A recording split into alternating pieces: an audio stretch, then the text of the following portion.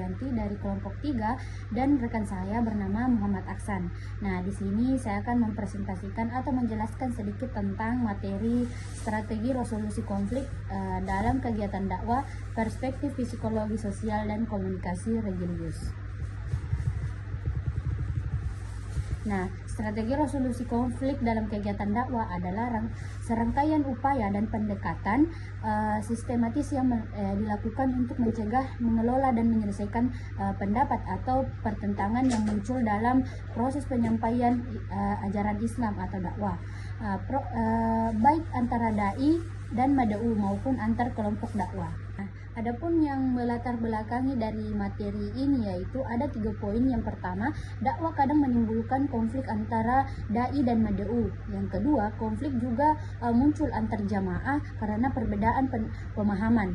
Nah, yang ketiga, diperlukan pendekatan psikologi sosial dan komunikasi religius. Kemudian adapun bentuk konflik dalam dakwah. Nah, yang pertama, konflik interpersonal antara dai dan mad'u. Nah, di mana konflik interpersonal ini terjadi antara dai dan mad'u akibat perdebatan cara pandang dan gaya komunikasi atau sikap dalam menyampaikan dan menerima pesan dakwah tersebut. Misalnya, ketika dai berbicara terlalu keras, menghakimi dan tidak memahami kondisi sosial mad'u, pesan dakwah yang bisa dianggap menyinggung dan menimbulkan penolakan. Nah, yang kedua adapun konflik intragrup. Nah, di mana antar jamaah satu komunitas. Nah, di mana konflik intergrup ini muncul di dalam satu komunitas dakwah. Seperti di masjid atau di majelis taklim, karena perdebatan pendapat dalam pengelolaan kegiatan, pembagian peran atau arah dakwah. Nah, yang ketiga adapun konflik intergroup antara organisasi dakwah. Nah, di mana konflik intergroup ini terjadi antara organisasi atau kelompok dakwah yang berbeda. Biasanya karena pendapat dan pemahaman dan metode dakwah atau perebutan pengaruh di masyarakat. Nah, masing-masing kelompok ini sering merasa cara mereka paling benar dan menilai kelompok lain tersebut salah. Nah, kemudian ada akar penyebab konflik. Nah, di mana akar penyebab konflik ini ada 4 poin. Nah, yang pertama, perbedaan gaya komunikasi. Nah, di mana perbedaan gaya komunikasi ini sering menjadi penyebab utama munculnya konflik dalam dakwah. Nah, yang kedua, perbedaan pemahaman agama. Nah, di mana setiap jamaah atau kelompok dakwah memiliki cara pandang dan penafsiran yang berbeda terhadap ajaran Islam.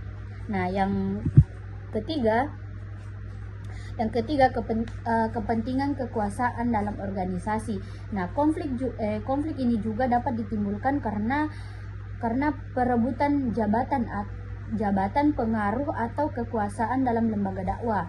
Nah, yang keempat, pengaruh media sosial. Nah, di mana media sosial ini memiliki dampak besar terhadap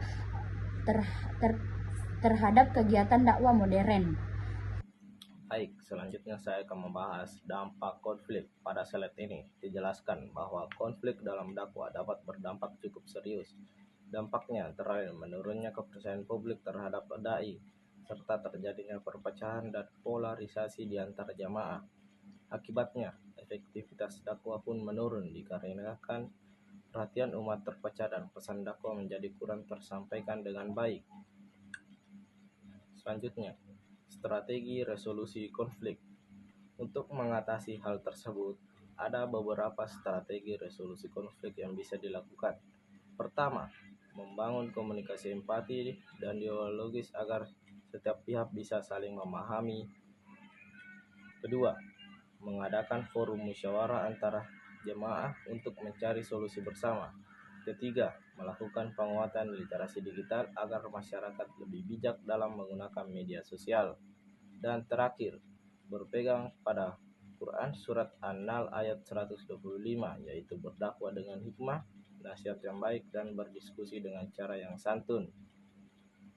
Selanjutnya, kesimpulan. Sebagai kesimpulan, konflik dalam dakwah dapat dikelola dengan memperhatikan aspek psikologi sosial dan mengedepankan komunikasi yang penuh hikmah. Dengan begitu, dakwah akan tetap membawa kedamaian dan persatuan di tengah umat. Ya, mungkin itu saja yang sempat kami bahas. Cukup sekian. Wassalamualaikum warahmatullahi wabarakatuh.